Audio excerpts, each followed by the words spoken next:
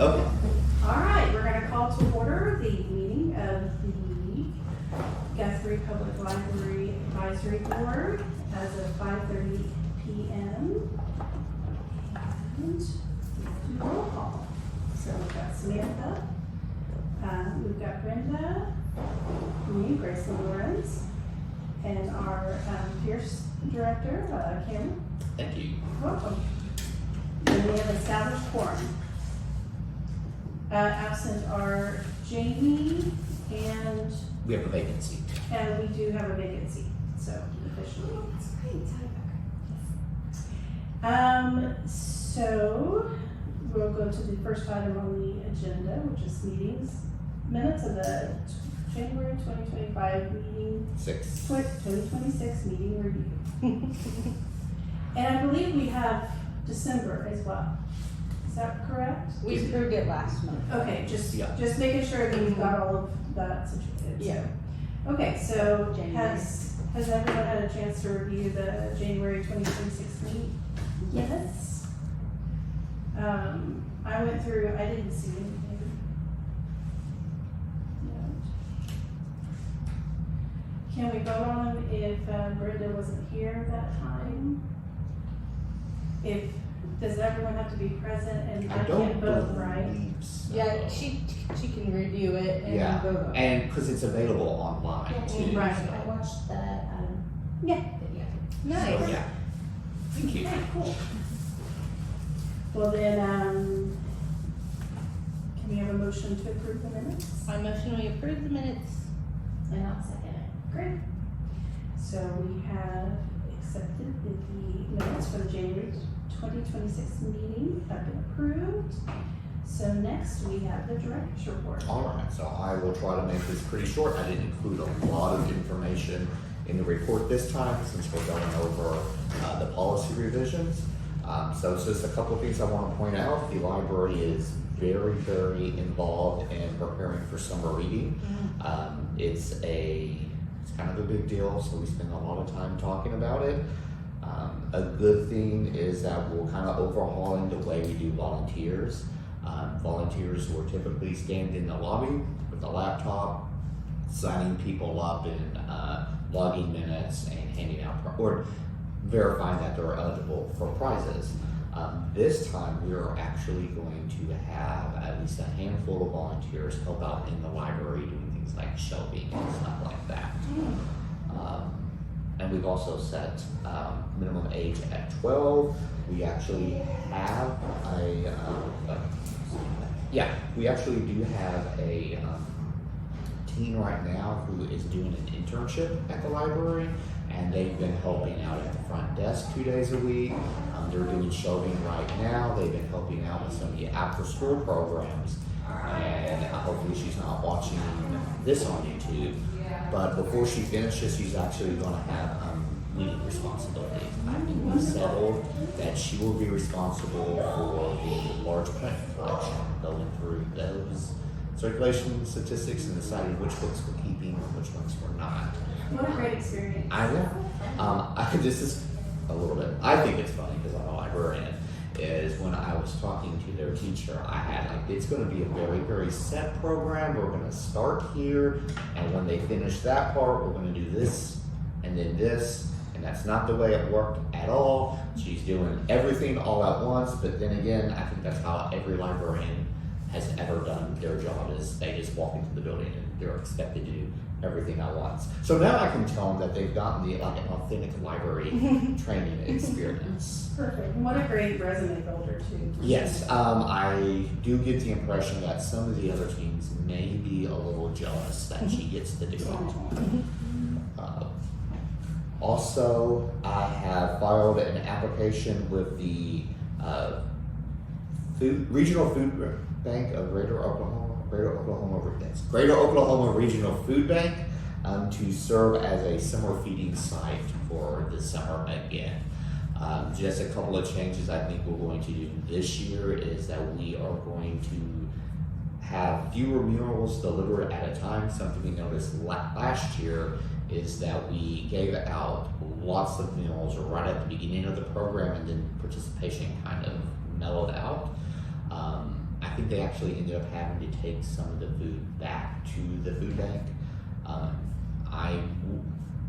What I think probably happens is people grab the boxes of food, and that's not what the kids are eating like every day during the week, but it's there in case they need it. So towards the end of the summer, they don't have to come to the library to pick up the food boxes because they picked it up a couple weeks ago and they still have it. But looking forward to that. We'll probably get the team volunteers to help out with that too. I did get an email this morning that they're still going through the application, so I haven't heard whether or not we're going to officially be a site, but it'll be myself and Gwen will be the coordinators for that program. Now, I know there were some hours. Do they still have the same rules? They this do, year? yeah. Okay. It's so what we've decided to do is we're adjusting the hours up just slightly to be later in the evening. We'll be handing out food until about 15 minutes till close. Okay. And that's mainly a staffing issue so that we can make sure we have enough people to close down the building on that. So it'll be Thursdays from, if I remember correctly, 5:45 to 7:45. Yeah, because I remember we were going to ask whether or not we could do, like, split the hours up and do some of them during the middle of the day right after story time, since we have all those story time kids in the building anyway. But we really wanted to make sure that people who were working, which is a big component of the needy families here in Logan County, would have the opportunity to pick up the boxes. And if we do it in the middle of the day, it would not. Right, not much on the city update. I did attend the State of the City address at Meridian Tech. I thought they did a really good job talking about how positive the library has been to the community. I think we're pretty fortunate that we have a lot of support from the city manager and from city council. So nothing but good things from them on that front. We also, if you want to see the slides from that event, they're available at the library. I do have some big news about the Friends of the Library organization. One, they had their annual meeting. They revised the bylaws. Now they have like really professional looking bylaws now. Yeah, very excited. They raised over $5,000 at the annual book sale this year. Really, really great job with that. I attended Yes. the meeting as well. Oh, and did you? The they- big annual meeting? Yeah, and I made sure and I thanked them Mhm. for everything that they do for Yeah. our libraries. No, I'm very, very lucky that we have such a good friends group. One thing you may see is there are a couple members of their governing board that has their eyes on best Friends of the Library group in Oklahoma. We won the award before, sitting in my library, but we want the 2026 one really bad. So they have been doing a lot of outreach. They did a blind date with the books for February. They are going to do some stuff for National Library Week. We're gonna have a contest over in the library. They're doing a lot of really cool stuff. Also, have I talked to y'all about the Andrew Carnegie Foundation? Okay, so a little bit of a history lesson. Andrew Carnegie, wealthy industrialist, especially in his later years, spent a lot of his fortune building libraries all across the country. El Reno, and a lot of them in Oklahoma. El Reno's library is still the old Carnegie Library.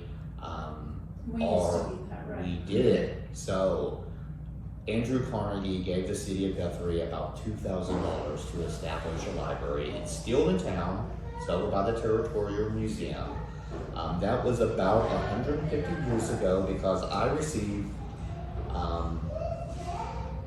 some correspondence from the Andrew Carnegie Foundation in celebration of Andrew Carnegie's original gift to all the Carnegie libraries. they are going to give $10,000 to every Carnegie library. Wow. So I called them just to let them know that, we did start off as a Carnegie library, that I'm in a brand new building. There is still the Carnegie Library in Guthrie.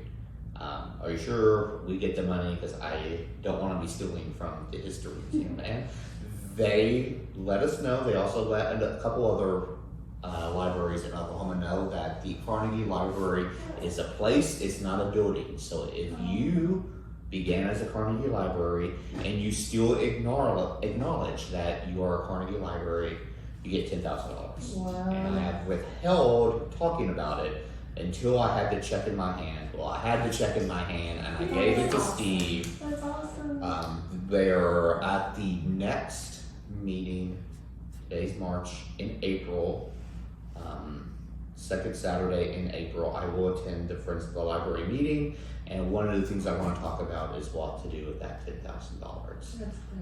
And if y'all have ideas, I would love to hear from y'all.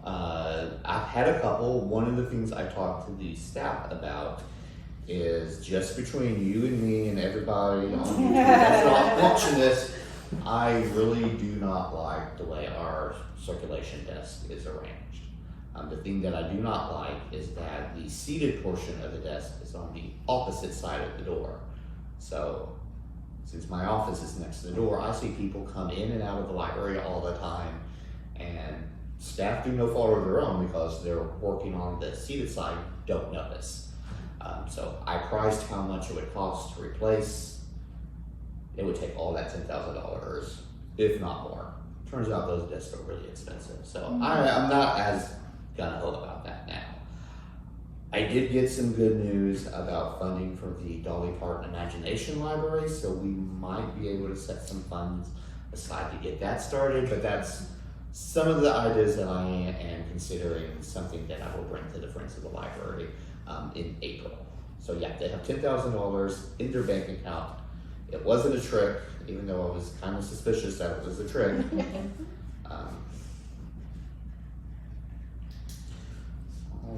Awesome, that is such good news, and the Imagination Library, I hope that is Yes. something that. So the board, their board, the Friends of the Library board, and I share this concern, is we could start that program fairly easily.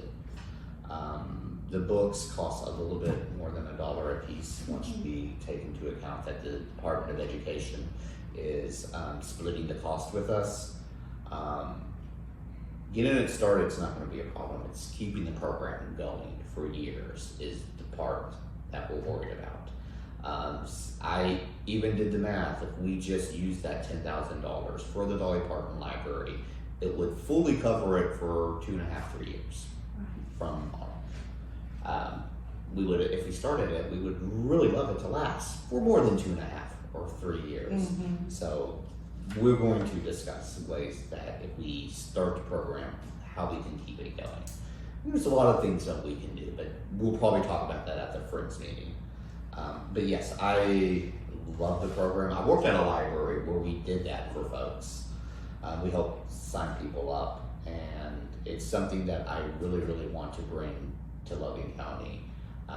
Just want to make sure that if we do it in a way that we can keep doing it, and that it is equitable to everyone in Logan County. All right. Makes sense. Let's go to some of my programming news. So the Storytime program has always been a big hit. Traditionally in libraries, Storytime's been a big deal. Been one of the most well-attended programs. Especially since the beginning of this year, we have seen a lot more attendance at these. So much so that the librarians responsible for that program are thinking about splitting it into two. Because we were getting numbers in the 50s and 60s for people showing up to that.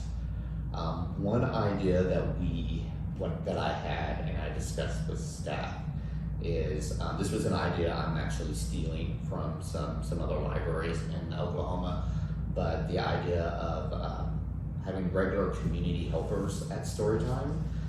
So we would invite folks from the city or from nonprofits to come participate in story time. We haven't had anything definite yet, but I do know that there's a couple city departments we're talking to see if we can get some, just anybody that is a community helper to be able to talk to the kids. Now, I know you guys do Master Gardeners in June. We do, So yes. it's along those lines? It's along those lines. Okay. So I've talked to some of the department heads at the city, and I told them that they can participate to the extent that they feel comfortable with. So if they want to, my librarians will absolutely go over all the songs and dances so that they can fork, knife, spoon, spatula with the best of them. But if they just want to hang back and just talk about themselves or just read a book, that's perfectly okay too. Is it split off? I know you guys split it into like a quiet story time. Yes. A main story time. Are you guys thinking about dividing that further, or? So it's an idea that we discussed. I actually had a meeting with some of them today to discuss it. So right now we do the one that is songs and dances and one short story. Really, really good for the younger kids. When that is over, because it's two of my librarians that do it, one librarian comes into this room and it's quiet story time where they all sit in a circle and they read about 3 or 4 books. The other librarian will bring out Duplo blocks into that area and let the kids play with the Duplos.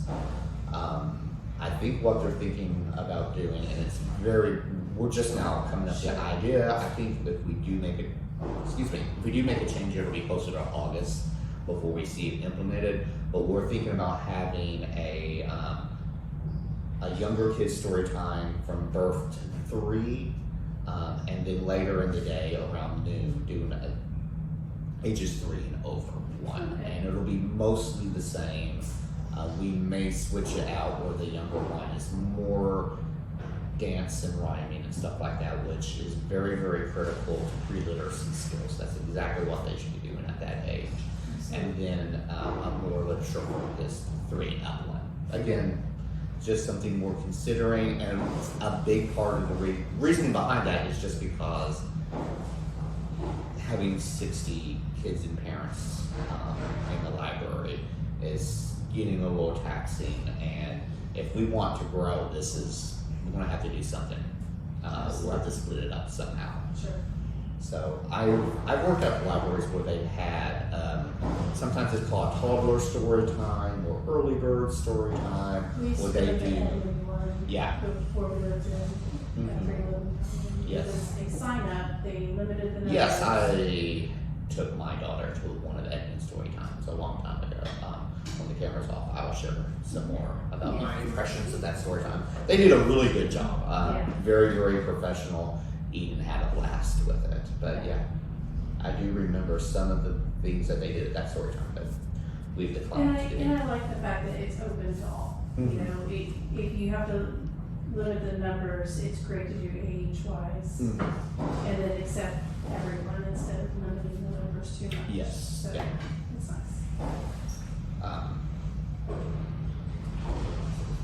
So we Yes. also had Tween Valentine's Day. We actually had a really good turnout for Tween Valentine's and anti-Valentine's. So I'll talk about that when I talk about the team programs. But they made gift cards for the folks at Golden Age Retirement Center. Oh, sweet. So they made cards for Golden Age. We also have a group of developmentally disabled folks that have a book club here on Tuesday afternoons. They made cards for them too. So on Valentine's Day, we were able to give a bunch of cards to the folks that live there. Also, we rent out this room to one of the 4-H groups in the county, the Morning Glories, and they made these lovely, let me see what the camera is, these lovely boxes, Do We Belong Together, from the Morning Glories, and ISBN Thinking About You, which I thought was cute. It was full of candy, and it was delivered to all the staff members' desks. So they meet on the weekend, so we all got to come back Monday to some treats that day, which was pretty awesome. We had a very unique program. The teens here get to do a lock-in once a year. It's a very anticipated event.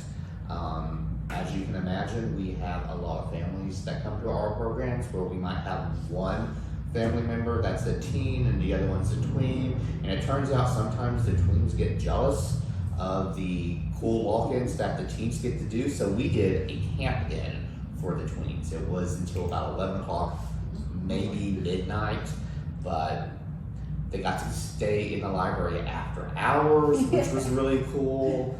I was told that the favorite event of the folks that went was they did hide and seek with glow sticks. That's cool. So it was a great event. A lot of families showed up. All the kids were picked up on time, which is maybe it's because I'm the manager. That's one of the things I always worry about. But no, all the kids showed up. They all got home safely, and it was a good time had by all. We have noticed that the after-school program has, we have a very, very different group that comes in for Lego Club, that comes in for the Art for Afternoons. So really different vibe for each of those programs. Lego Club is very loud, very energetic and vibrant, good kids, but it's a lot different than our art program that we have on the alternating weeks, where it is everyone's sitting around making their crafts, doing their art. We have noticed it's been a little bit gendered. We do have a lot more boys attending Lego Club and art, and the art programs, a lot more female roles than guys on that one. But both of those have been doing really well. New Year's Eve, we were actually able to do on New Year's this event, and it was so much fun. Everyone had a blast, even the parents. One of our biggest events for the kids is we had a Pokemon Day. We actually got a lot of new people who had never come to our library show up for that one. Very well attended. They played cards and video games. There were some door prizes. Our librarian went to one of the local Asian markets and got a lot of Japanese snacks for them to eat. That's cool. Yes. Some of the kids are not quite as adventurous as my librarian is on some of the snacks, but that's okay. I am kind of adventurous, so I got to try some cool new snacks. The teens got to do a chocolate potluck. This has been something that at least one of them has been asking for probably a year. And I told that it would, yeah, my notes are correct, literally impossible to eat all the chocolate that they brought with them, because every kid brought chocolate. They got to break out the chocolate fountain that's over there. Everyone woke up the next morning with probably very sore stomachs, but that's quite all right. They had a Percy Jackson marathon where they watched the entire second season of the show. I remember them talking to me about the marathon, and I thought it was the movies. I was like, no, Cameron, you're old now. No one watches the movies anymore. It's the TV show, which I didn't even know was a thing. They all second season. and yeah, and enough for a second season. They got to do an anti-Valentine's Day event after hours at the library, which was amazing, and they got to eat tacos, so good day. The teen RPGs are going very, very strong. It's one of those things you don't see any advertisement for, because we literally can't fit any more kids into that program. I was told that the games that they're playing are starting to rotate. So we're going to be doing something based on the Brian Sanderson series pretty soon, and they're also doing some more science fiction ones.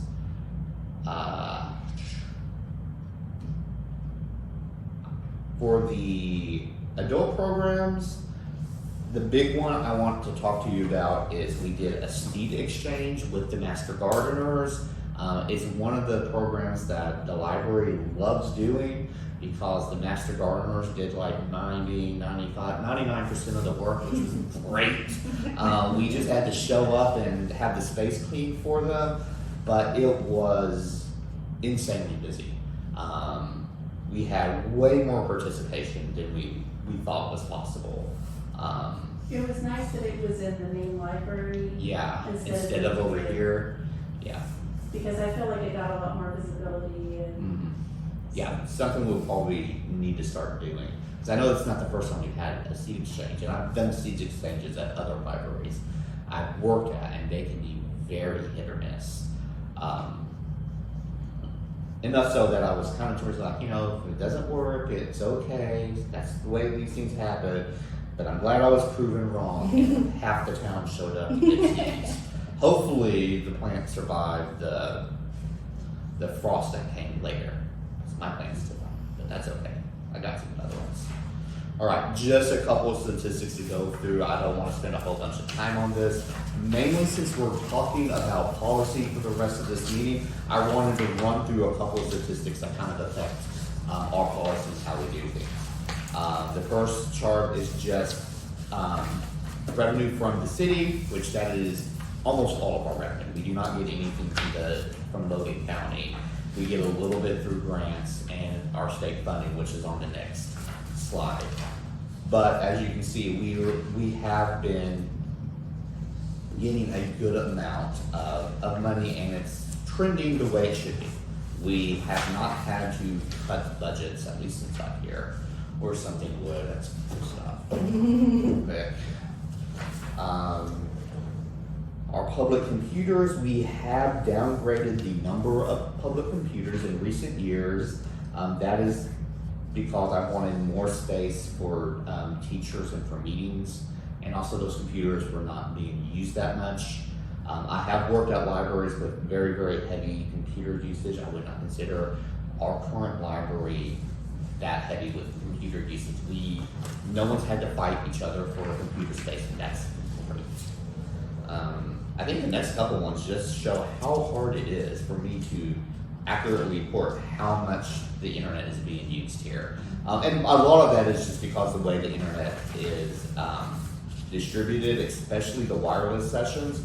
I cannot tell, I don't have a way to say, to look up how many times someone got on the Wi-Fi yesterday. What I can do is I can turn on a piece of equipment that we have, and it can tell me how many people are currently logged into the Wi-Fi. So what I have to do is I have to do that every couple of months and kind of guesstimate how much that is. And that's why you see that I was reporting that we had like $75,000 or 75,000 instances of library sessions, and I brought that down to 14,000, which is much more in line with what other libraries our size are doing. Real quick, the beginning library salary is a decent upward trend. That big jump you see is when the city of Guthrie set the $15 an hour minimum for all state employees, or for all employees. And since we talk about books a lot with the library policy, I just wanted to give you kind of a glimpse on what our book expenditures look like. There are a couple of reasons why the graph is shaped the way that it is, especially for the numbers that I've been reporting, because what I report is not the amount that is budgeted, which I think a lot of libraries use. I actually go through our purchase orders and isolate how many of those orders were for physical books between the time frame. And it's always complicated because the city's budget year is very different from the state's budget year. So there is some guesstimating. Also, I do not think I think this is all the books that this isn't all the books the city has purchased. And then part of it is just that our ebook budget is getting a lot more use and a lot more funds than our regular book budget. All right. Just real quick, I wanted to show you about, I will caution you on that condition makes this library look a lot nicer than it is. out of 200 books that I examined for this report, 196 of them were rated as excellent condition. You ask me, that is because they are far, because I did not use my definition of what excellent is. I used what the Oklahoma Department of the Libraries considers excellent condition, which is good. It means it's not falling apart, and no obvious damage to them. It is kind of interesting if you look at some other libraries, you do see that excellent drop down.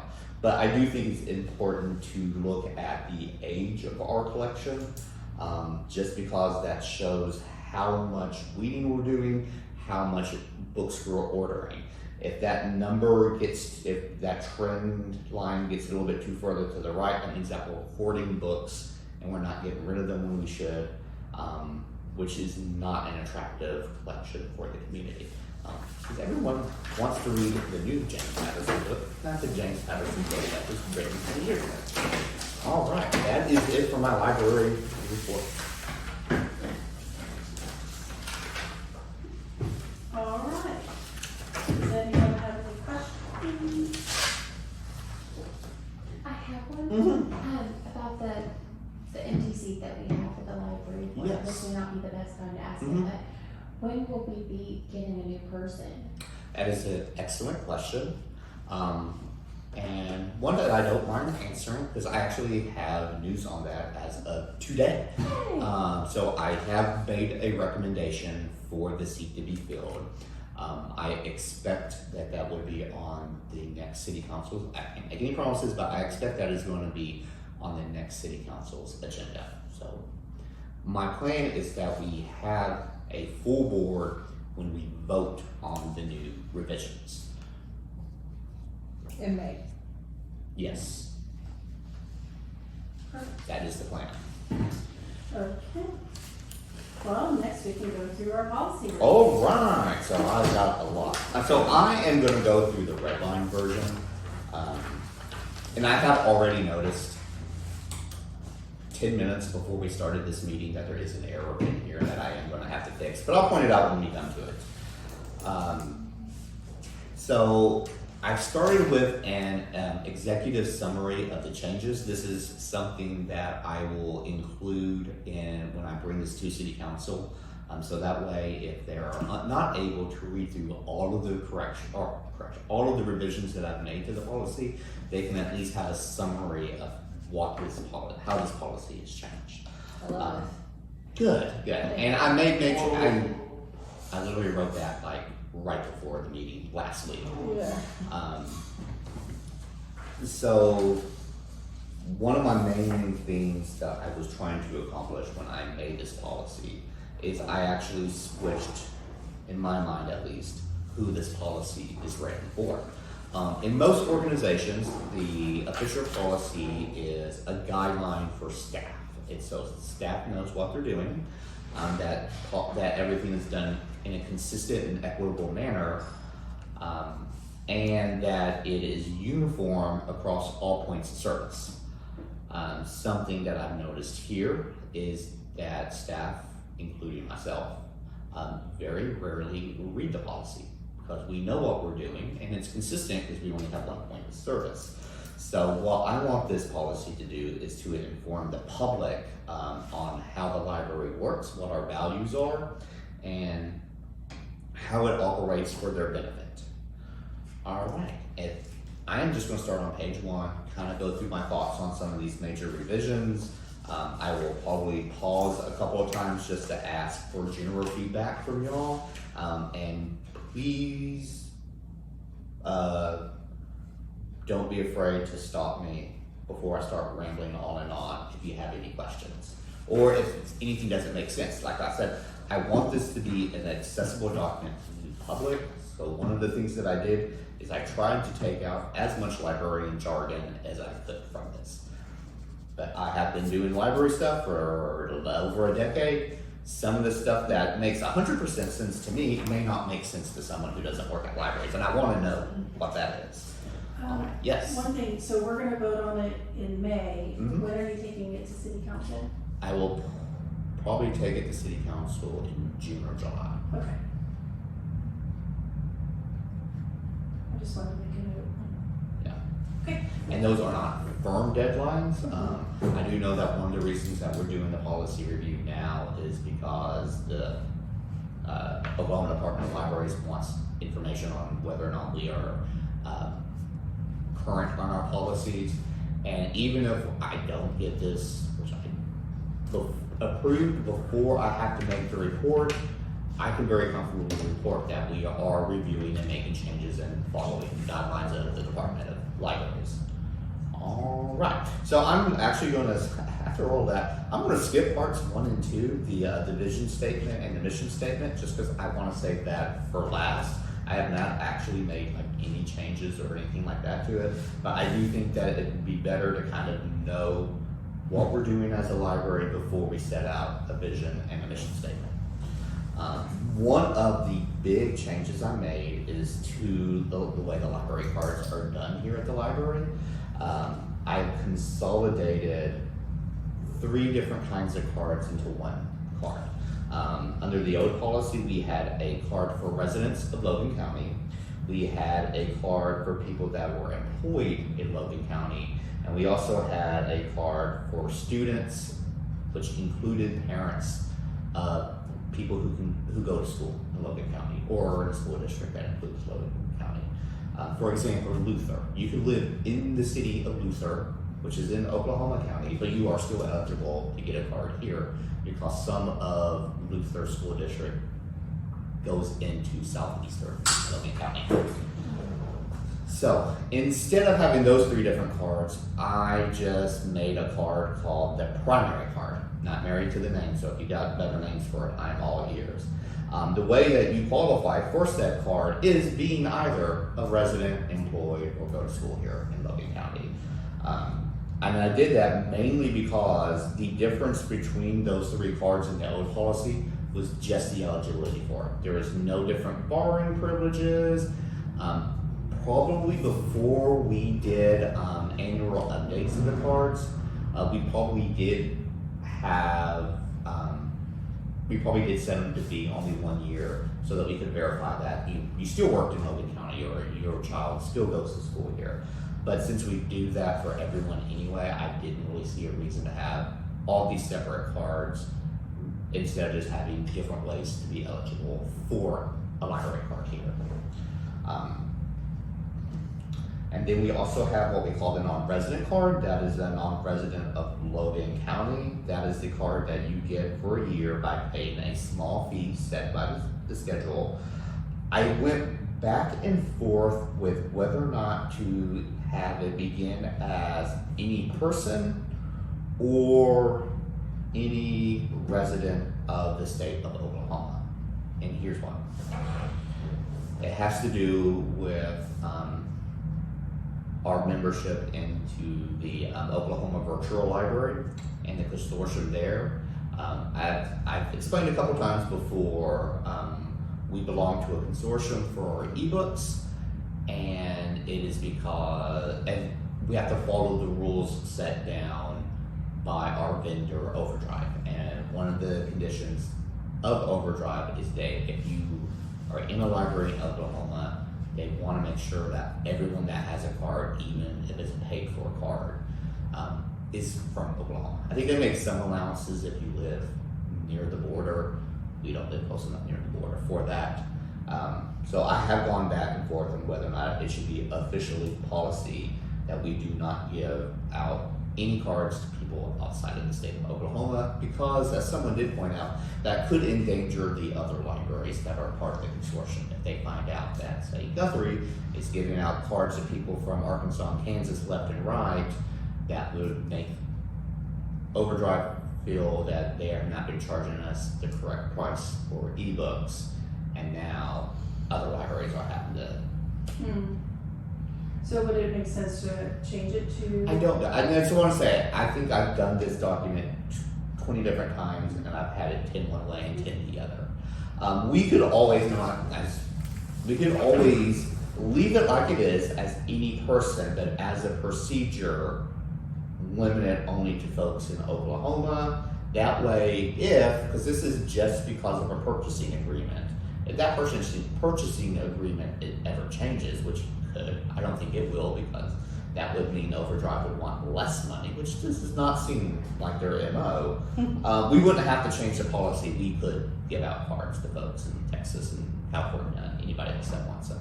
So I don't know, I kind of lean towards any person, but just having it as a procedure that we limit it to folks in Oklahoma. But that's one that I'm kind of up in the air on. Do you like the sound of any Oklahoman? Yeah, that's fine too. I think that may have been how I did it before I changed it at the last minute to in person. And again, it's not a decision we have to make tonight. But that is one of the things that I could go either way on. And that might be something that I need to take to City Hall, or maybe discuss it with the state librarian.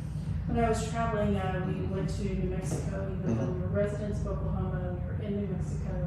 We were allowed to use their library for a fee, Yeah, with the knowledge that we would not qualify for any ebooks. that makes sense, And because so we can go in and check out books, Mhm.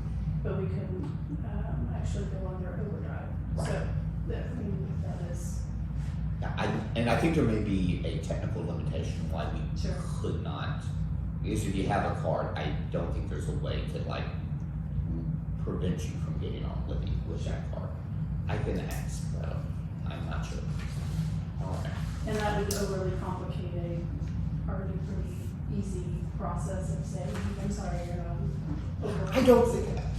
I do think it, because we very, very rarely get people from out of state, so this is kind of a Sure. moot point. Most of the time when we have someone out of state that wants a library card, it is somebody visiting, usually over the summer, and they want to get cards or check out books for their family. That is actually one of the reasons I've expanded the paperback collection, because you don't need a card for that. So especially we do have a lot of grandparents from out of state that come to Guthrie to watch the kids over the summer. That way the grandparents can check out those books and not have to worry about library cards. Or they could use, never mind, not say that. There's another workaround for Yes. that too. All right, I made a small change to the institutional card. This would be a card that's not given to an individual, but would be given to, say, in my mind, the most obvious example would be to like a retirement home. So that a designated person from that organization can come in, check out books, or use electronic resources on behalf of that organization. Previously, it was limited to folks with or organizations with an educational mission.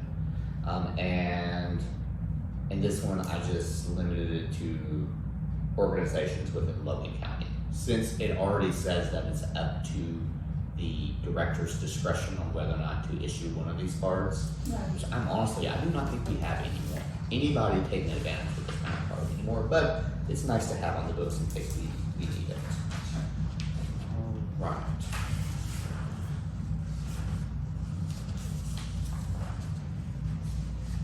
Just made a couple of small adjustments for eligibility for the cards. That under section 1, most of the changes just have to do with the fact that we now allow folks to use a photo ID for both identification and residence. Previously, we had people have to bring 2 forms of identification, which was, I believe, too onerous for folks, and it didn't provide that much extra protection. I believe if you have an ID with your identification and your address, there's no reason you can't use that for both. So that's also why photo ID is listed twice, just to make that clear. I also removed that staff may require proof of custody in order to give kids library cards, just because I am not comfortable determining or not whether or not someone's a guardian or not. I don't know if my staff would be either, and honestly, if the person in front of you is willing to say that they're the guardian and be held responsible for what happens on the child's card, I'm okay with that. I don't know if that's ever been used before. I can understand why that would be, and I have some stories that of times that had been abused. But I'm also one of those people that thinks that if that is being abused, that doesn't require a change of policy. And there's a couple of times where I've taken out language where I don't feel comfortable with myself or staff performing that task. And yeah, that's one of the tasks is requiring proof of custody. If requested. It did say if requested, but that seems to open up a can of worms that I don't think is worth opening. So yeah, if you say you're the parent, or the guardian, I'm obliged. I am likely to believe you. There's a better word for it, but my brain's not working. Can one child be on more than one? No, that is something that it would be a procedural thing that I will have to discuss with staff.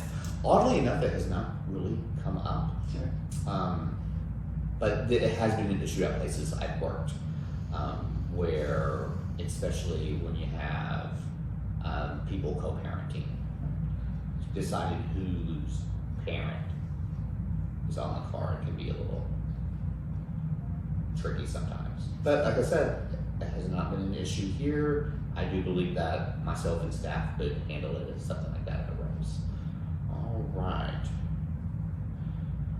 So the next one about the renewal of library cards, I just shortened it down for readability and simplicity. This is another thing that I did to make the policy a lot more easier to understand for folks.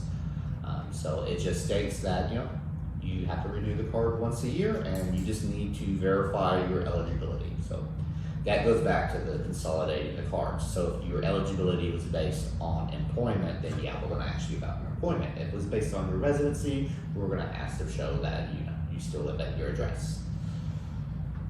And that is actually physically coming in and showing a copy or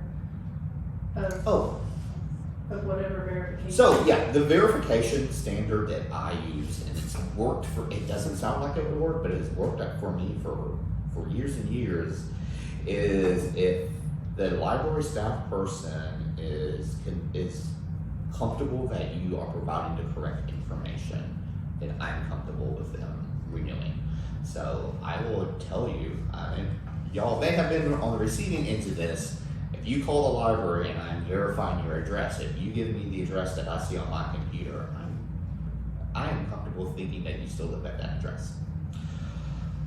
No. Is there a potential for abuse? There is, but I do believe that, and this is one of the things where my focus is on providing a seamless access to libraries for everyone, is I don't think that we should make the process too difficult and be afraid that we're being misused, especially when the misuse would be, oh no, more people are reading library books. So, Right.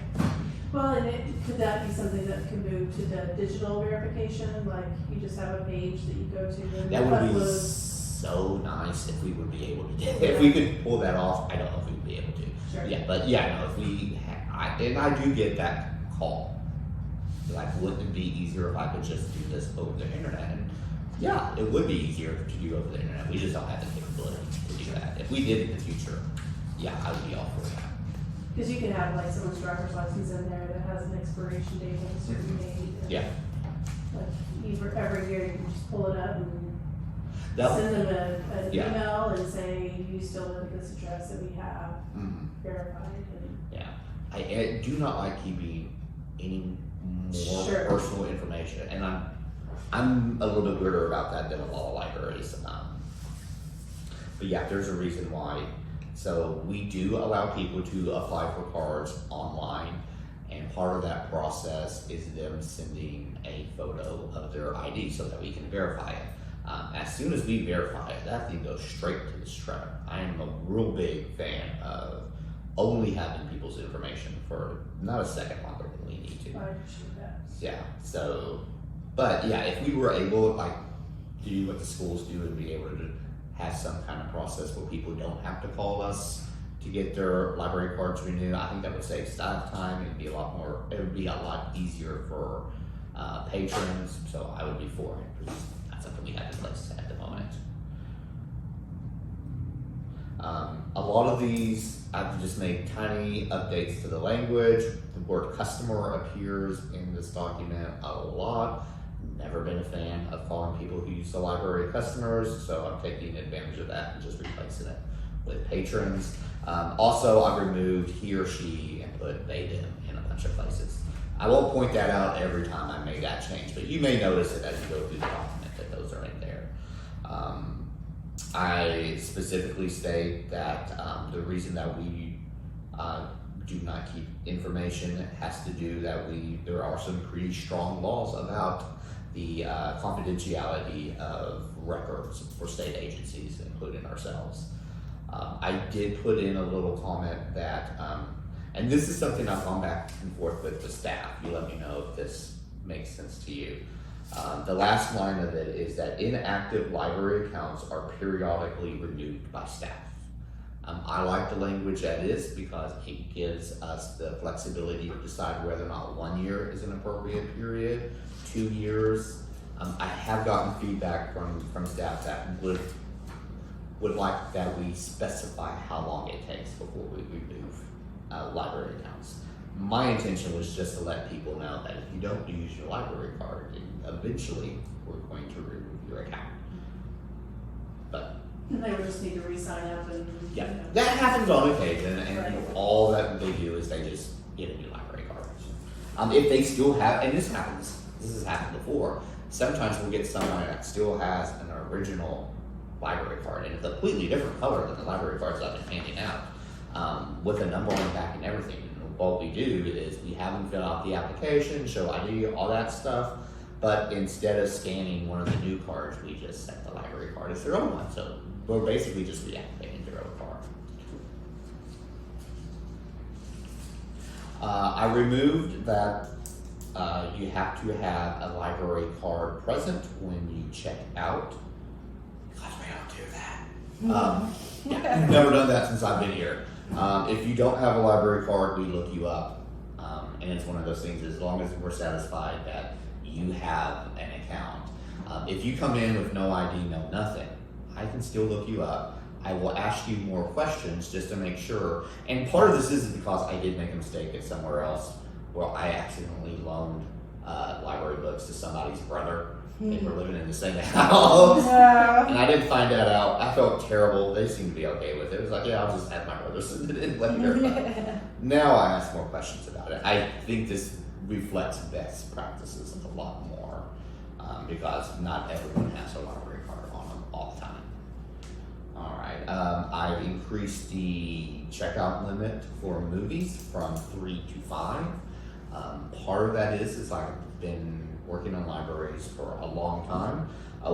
Every library I've worked at has been a little bit unique. One of the unique things about the Guthrie Library is that the DVD checkouts as compared to the book checkouts, we hardly check out any movies. Typically, every library I've worked at, movie checkouts are the number one or a very, very close second. Here, there are 5 or 6. So I don't know. It could be a trend. Maybe these libraries I used to work at are checking out less movies as people are doing Hulu and Netflix and Canopy, which is the library version and the one that everyone should be using. But I have noticed that our DVD checkouts seem to be a little bit low. I've asked some of our heavy DVD users whether or not they would like to check out more movies at a time or check them out for longer than a week. Maybe just set everything at 2 weeks. And most of them didn't really care either way. So I thought we would try doing it with a 5 items instead of 3.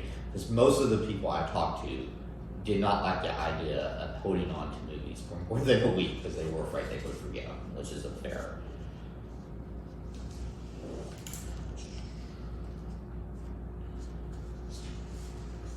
I also, under the old policy, we do specify what happens if someone happens to lose a book. Under the old policy, the director had the option of either waiving the replacement costs altogether or putting them on a payment plan. I just changed that anybody on staff has the authority to do that with the patron, just because I trust my staff to be able to know when to make that call. And honestly, they have a lot more interaction with the people who use the library than I do. So they may be able to, they probably know things about the context of whether or not that's a good idea or not. So, and it's also something we can do anyway. I don't work weekends a lot. My wife is very, very happy about that. So I like the idea of the weekend staff being able to put someone on a payment plan, and we just leave a note and it works out just fine. All right, my big screw up. On section F, loan periods, I added hotspots to just in the same category as books, audiobooks, and multimedia kits, which means that under this policy, they could check out 10 hotspots at a time. That's a terrible idea. I'm gonna change it to they can only have one per household like we've been doing. I can't believe I hadn't seen that until I was actually just reviewing, just remember what I was supposed to talk about today. Like, that's gonna be a problem. So that'll be changed before the final draft goes through. On overdue procedures, really all I changed there is that staff do not have to leave an email address. They can leave contact information, and they may not will receive courtesy system generated emails or text. So if they leave us information that allows us to contact them, they'll get contacted. If they choose not to, which is their right, they just won't get those courtesy. And it's because it's generated by the computer. We don't send those out. All right, another big change has to do with the collection management policy. So instead of having different collection guidelines for books and movies and entertainment movies, which they decided needed a whole separate category, I really, really like the selection guidelines for books, and we're just gonna use that for everything. So I just took a big red marker and crossed out all the other stuff. Perfect. I recognize why that is in there, because I've worked at places that did have very, very different selection criteria for like movies, because you don't want to be a competitor of Blockbuster. That's not something that keeps me up that night anymore, so we're just gonna get rid of that. Blockbusters. Yeah, I actually did remember working at a place where the policy specifically said the library does not compete with Blockbuster. That was their reasoning for not ordering like cool movies. Like they would order documentaries or books based on the movie, but they would not get just like movies that people want to watch. Sorry, movies that typically people will sit and watch. It was funny because that library had a very, very extensive Marvel movie collection, because technically they're based on books. Yeah. So that was a way to get around that. But yeah, Nice. I can't remember. They had like a list. It had to be based on a book, win an award, or I don't know. It was really restricted, and a lot of times I would have to sit with the patron, and it was like, okay, how can we sneak this movie in the collection? Because I also want to see this movie, and I don't want to pay for it. All right. Actually, I hate to say this. A lot of times I told them, like, hey, we actually have an agreement with another library that will order this movie. Why don't you go over there and get a card and just pick it up over there? All right. Another I think it's an important change that I made to the deselection, which I actually think that word probably needs to be changed. I am a little wary about that. Deselection means getting rid of books. It's something every library does. It's a very, very important job. It's actually one of my favorite jobs. I love going through the collection and deciding which books to keep and which ones not. But the fact that the library gets rid of books just makes people uncomfortable. Mm-hmm. If you ever get bored on the internet, you can look up library directors who have been fired because somebody wrote a news story about the library throwing away perfectly good books. Mm-hmm. It's the reason why almost every library has specific procedures that if we have to throw a book away, we do everything possible to make it look like we're not throwing books away. There was a big city where, yeah, somebody took a picture of a dumpster full of, books that they were getting rid of, probably for really good reason, but it just spiraled and got lost a job over it. Oh my gosh. Yeah. So, maybe I will change, and that's why you see things like deselection or weeding. It kind of masks the fact that what we're doing is we're getting rid of books. Mhm.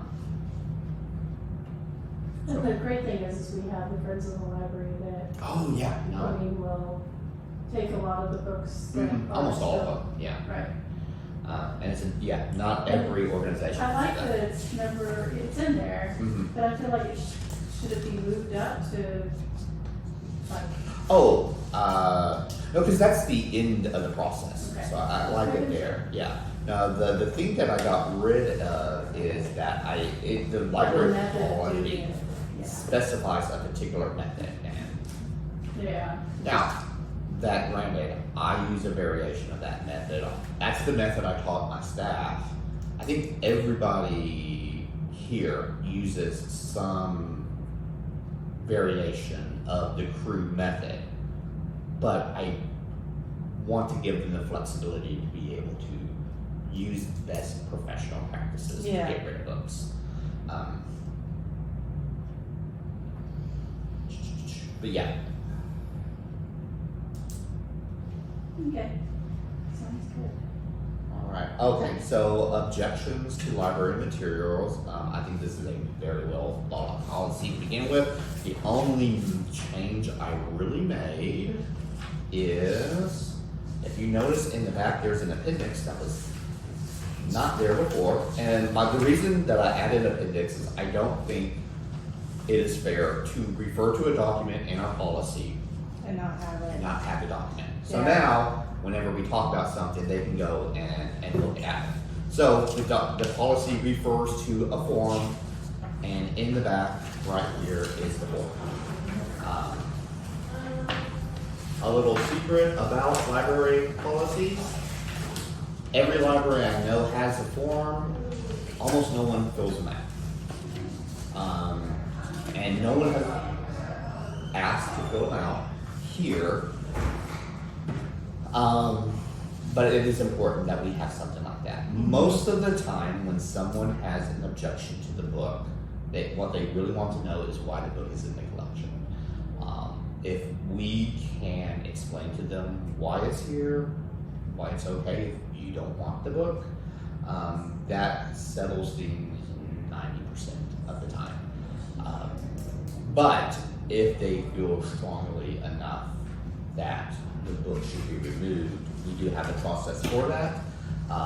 This form, if you look through it, it asks a lot of specific information. A big thing that we are trying to accomplish is we want to make sure that the person objecting to the material fully understands what the material is, what it's doing, and can articulate why it is being removed. And actually read the book.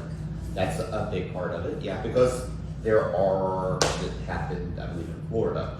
We had a lot of book challenges for people who didn't read the book.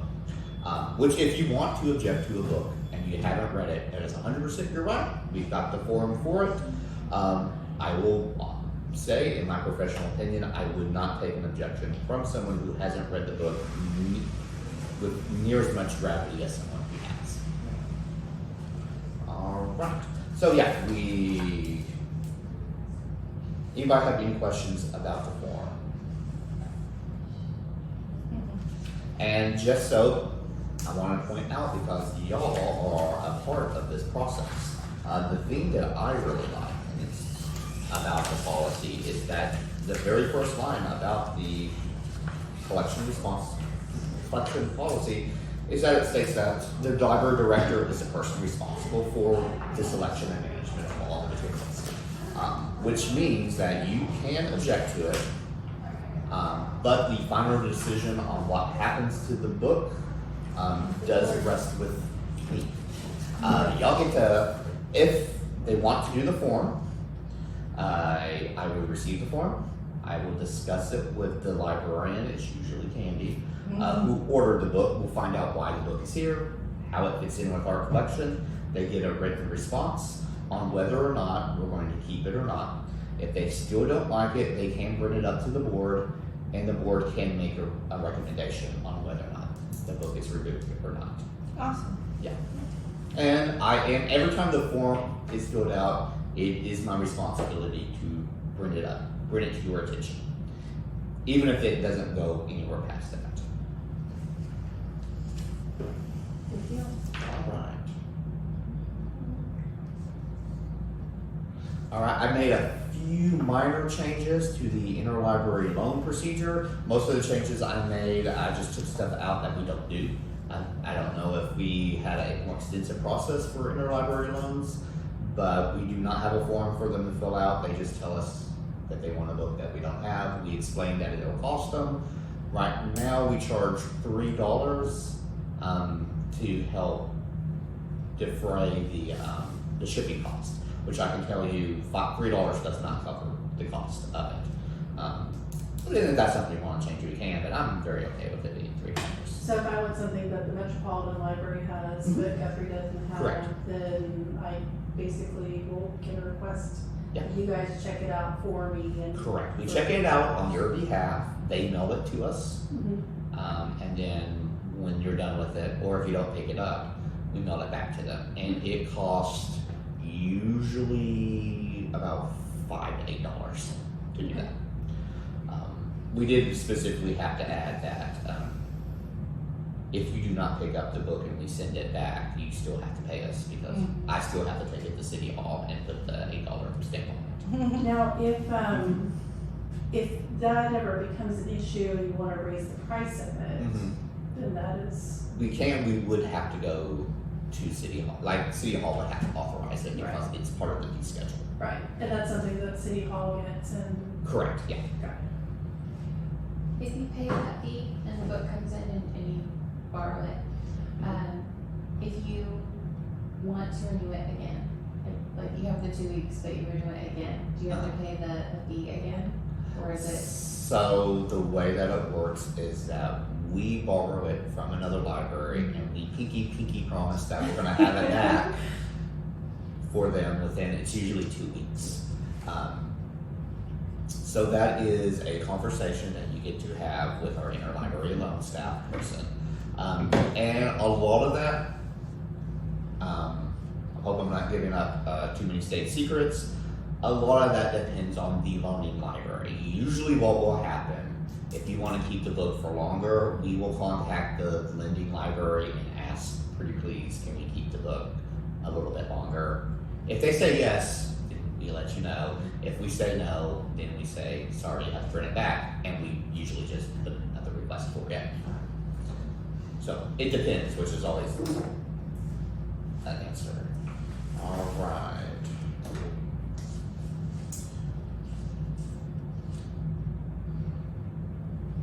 So, this is the fines and payments is always the thing that I think is going to get the most pushback if I take this to city council, because this removes the mechanism for us collecting fines from people, not fees. You still have to pay for your copies, you still have to pay for your taxes, but you will not pay. Under this policy, people rarely, if ever, pay late fees. Are you ready for my big spiel on why I don't like late fees? Because late fees are terrible. I don't like them. They cause too much stress. They stress out my staff. They stress out me. They stress out our patrons, and makes them think that the library is a terrible place, which is the last place. It's so little money. I calculated it, $1,700. That's all that the library brings in late fees.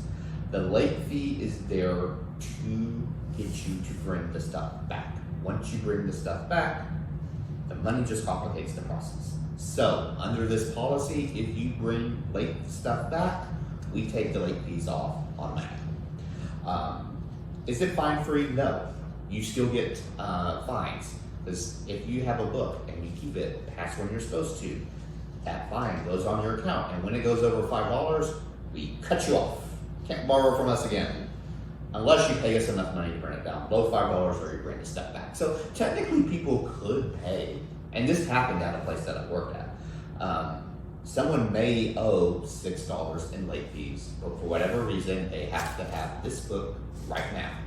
And if they paid $1 and a penny, that brings them under $5 and they can check out the book. And technically they would be paying a late fee. But for the most part, this would get rid of late fees, which again, are terrible. They don't work. I'm not paying anybody's salary off of our late fees. Well, and we also need to clarify that any time, and it doesn't have to be in this, but any time someone is paying a late fee, it's not a new book fee. It's No. going to the city. Correct. So, making that as, oh, I'm just paying for more books for the library by turning things in. Yeah, I mean, Well, a little bit. maybe 2%. But yes, so just to clarify for anyone watching that the late fee, very little of it goes towards the library. Yes, it all goes into a bag of cash that I take to City Hall, and they get to use it for all the City Hall stuff, which includes the library, but also includes a lot of other stuff. Absolutely. So I think that the changes there, I Yes. fully support. Yeah, and I have talked to folks at City Hall, and we have their support. I just haven't talked to anybody on the council about it. And I have no idea how that is going to be received. Sure. Who knows? Hopefully, well. I think so. Like, I am prepared to argue it. I am even prepared for some compromises if for some reason they think the library is mooching off the taxpayer by not taking in late fees. But I will cross that bridge when we get to it. Absolutely. All right. So next we're going to the patron behavior policy, which is something we've already covered. So for most of the rest of the stuff is stuff we've already gone over. Part of it is me making sure that I understood what y'all wanted and put it in correctly. And if I didn't, I may have a good reason for it. May not. I can't promise. So I really like that the patron behavior policy basically states the main reasons we have the policy. Actually, I totally stole this from when I used to be a teacher, and my classroom rules were 3 things, don't be a jerk, don't be mean, don't set the library on fire. But it states why we have the patron behavior policy, and then it goes into a non-inclusive list of stuff that would recommend you being removed. I am actually thinking about taking the 424 hours out of any patron who violates the rules may be expelled for 24 hours.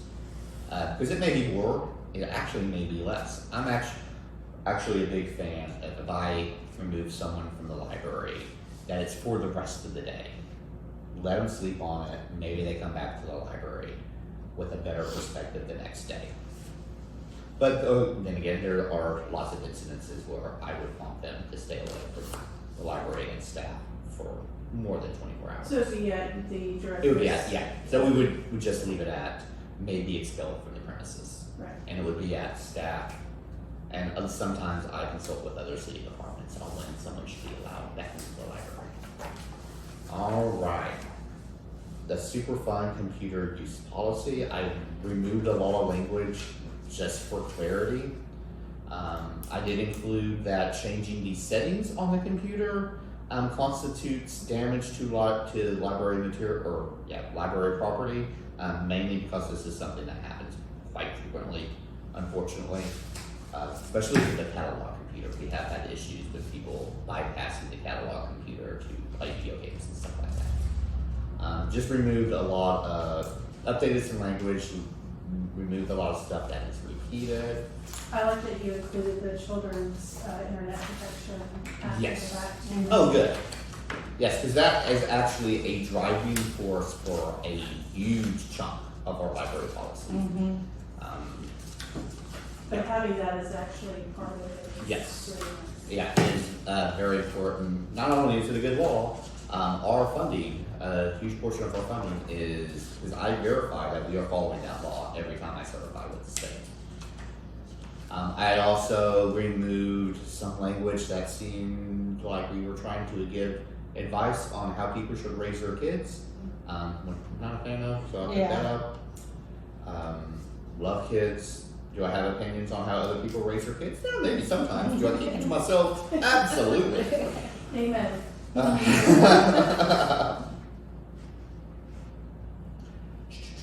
I did add information or something that staff do not handle people's personal information when helping them out on the computers, even when people ask us, and we do get asked all the time. And that's one of the firm lines that I have.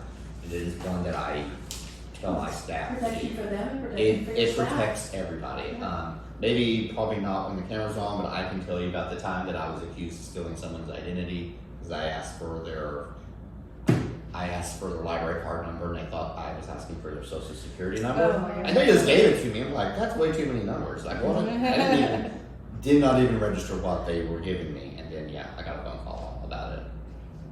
Like 20 minutes later. Fun story for another time.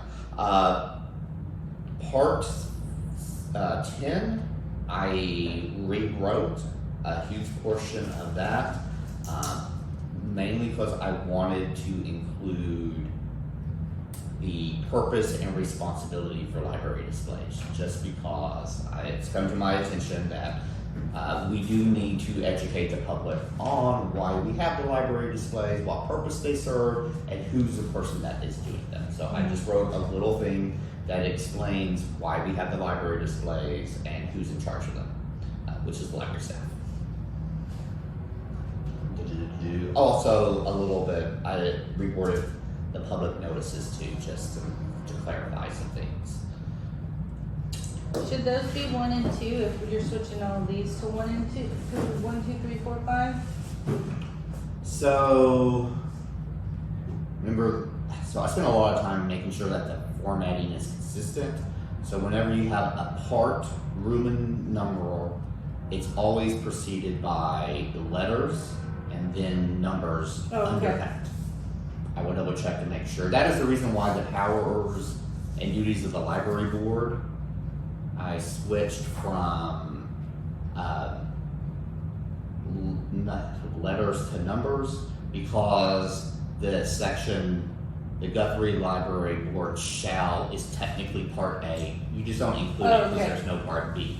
Gotcha. And then 1, 2, 3, 4, 5 is the enumeration of the Okay. powers. All right, okay. This is the portion that I really wish Jamie was here for because I do have a question for her because she was on the board in 2020. Is about Part 12, which is the Americans with Disability Act.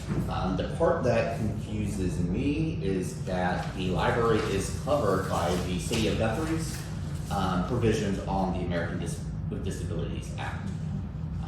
So I am actually a little unsure why there's a separate section for the library.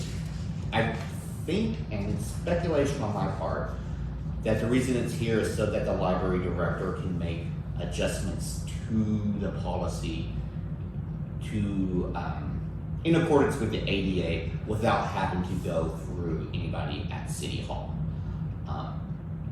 But if I'm being honest, if you give myself any responsibilities under the American with Disabilities Act, I will probably run them by somebody at City Hall just to make sure that it Absolutely. follows it. So Mm-hmm. Wasn't there a separate board even for PDA and Guthrie? there is some kind of board, but I can't remember. I think it's the ADA accessibility, Okay. which that probably has to do with infrastructure, but again, Sure. that's some speculation on my part. So I honestly don't know. I would like to know why the section's in here. I did go through the minutes, and that was when we were really, really deep in the converting to a library system.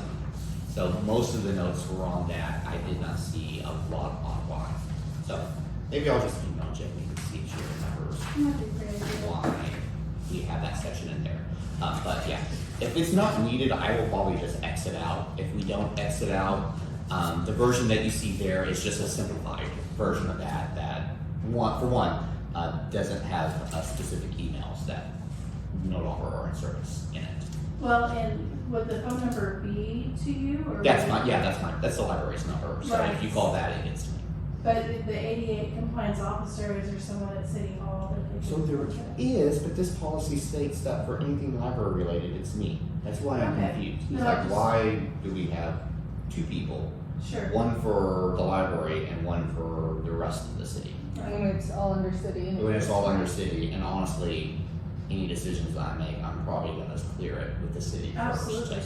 Because they have a lot more experience doing that. So It's this not a could day. potentially lead, If it's not needed, I recommend that we just, so it's not, Yeah, as long as it's not required by like ODL or, someone else for us Yeah. to have that policy. correct. I Yeah. recommend that we just, Yeah. Sounds good. and it's not because I'm avoiding trying to do work. No, no, I wouldn't assume that at all. I know how much Okay. work you put in. All right, so the rest is just the appendix, the documents that I've included, because these are documents that are specifically referenced in the policy, is the disclosure of records wall from the Oklahoma statutes that governs our, why I can't tell you what your spouse checked out the other day. You're gonna have to corner them and get it out of them. The ALA Bill of Rights, which I did notice, I actually took something out of the policy that was in the in the Bill of Rights. So I'm gonna go back and change that. I think I was just being a little judgmental. Because it mentions that the resources are for the enlightenment of the public. And I was like, that's a corny word, so I changed it. I'm gonna go back and change it. And then I did include this is not the entirety of the Children's Internet Protection Act, because if I did, the library policy would be this thick. yeah. This thick, much of it being the, but I did put in the section that applies to libraries, and that is the Okay. part about the internet filter. Good deal. All right. So, those are all the changes. Great job. Hopefully that makes sense. Yes. Hopefully that does what I want it to do. If not, we'll figure it out before I put it up before the board. Okay. I think it all makes sense to me. Okay. And I am interested to find out what Katie has to say about I it. do. Yeah, and next time we meet, with any luck, we're having a full board, so we can discuss this more fully and vote on it and get it before city council. Okay. Are you gonna nominate the next member of the next city council? That is my plan. Okay. I got no promises, but that is my plan. I've already talked to, city clerk, city manager, and the mayor. Everyone seems on board with it. Okay. Kevin, when we turn off the camera, will you tell us the name? Yes. Okay. No, No? Maybe. maybe. No. All right. So, all right, well, thanks for doing all that work for the policy review. Next is public comments, and we don't have a public comment. So, I will, I move to adjourn. thank you. Make a motion to adjourn, movement. I second. Great.